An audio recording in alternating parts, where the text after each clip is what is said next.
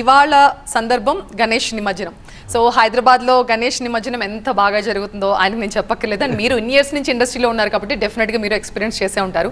So వినాయకుడి గురించి కూడా ఒక్కసారి మాట్లాడుకుందాం.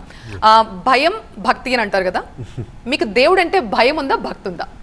రెండు అండి. రెండు ఉన్నాయా? డెఫినెట్లీ దేవుడు అంటే భయం ఉంది, భక్తి ఉంది.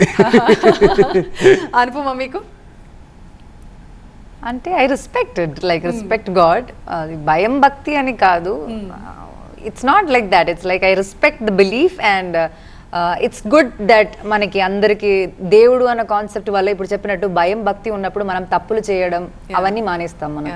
సో అలా చేయకుండా మమ్మల్ని రైట్ గా గైడ్ చేయడానికి if there is a force that's something that I respect a lot. అంటే ప్రతి డెఫినెట్గా ఏంటంటే ఐ బిలీవ్ ఇన్ దట్ ఏదో ఒక ఎనర్జీ మనల్ని అందరిని డ్రైవ్ చేస్తుంది.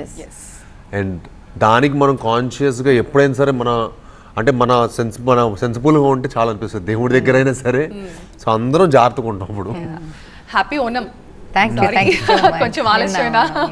సో శ్రీనివాస్ గారు, చిన్నప్పటి నుంచి ఇక్కడే పుట్టి పెరిగారు కాబట్టి హైదరాబాద్ లో ఎట్లా ఉంటది, గణేష్ మండపాల దగ్గర ఎలాంటి తీన్మార్లు వేస్తారు, ఎలాంటి చిచ్చరి వేషాలు వేస్తారు మగ పిల్లలు అన్ని తెలిసిందే. సో మీరు చేసిన కోతి పనులు, మండపాల్లో ఎప్పుడన్నా లడ్డూలు దొంగిలించడం ఇట్లాంటి వేషాలు ఎప్పుడన్నా వేసారా చిన్నప్పుడు? చాలా ఉన్నాయండి యాక్చువల్లీ. నిజంగా అంటే చిన్నప్పుడు బుక్స్ పెట్టేవాళ్ళం దేవుడి దగ్గర, వినాయకుడి దగ్గర బుక్స్ పెట్టాం. ఇప్పుడు స్క్రిప్ట్ పెట్టాం. చిన్నప్పుడు మనకు మ్యాథ్స్ అసలు వచ్చేది కాదు. సో మ్యాథ్స్ బుక్స్ పెట్టేవాడిని.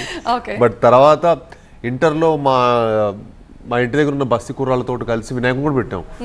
అప్పుడు వినాయకుడికి చందా ఇవ్వటం, వినాయకుడిని పెట్టడం, మా రోడ్లో వినాయకుడిని పెట్టి తర్వాత దాని ముందు డాన్సులు చేయటం. అప్పుడు అది ఒక మా ఫ్రెండ్స్ అందరం కలిసి డాన్స్ చేయటం ఇంటర్ ఫస్ట్ ఇయర్ సెకండ్ ఇయర్లో చేసాం. తర్వాత ఇంకా తెలియకుండా పెద్ద అయిన తర్వాత చాలా మంది పక్కన అడుగుతూ ఉంటారు, ఎందుకు ఇలా వేస్తున్నారు డాన్స్లు అంటే, మేము కూడా చేసాం, మేము కమెంట్ చేయకూడదు. అది చాలా ఫన్. బట్ అది ఒక డిఫరెంట్ ఫన్ అండి.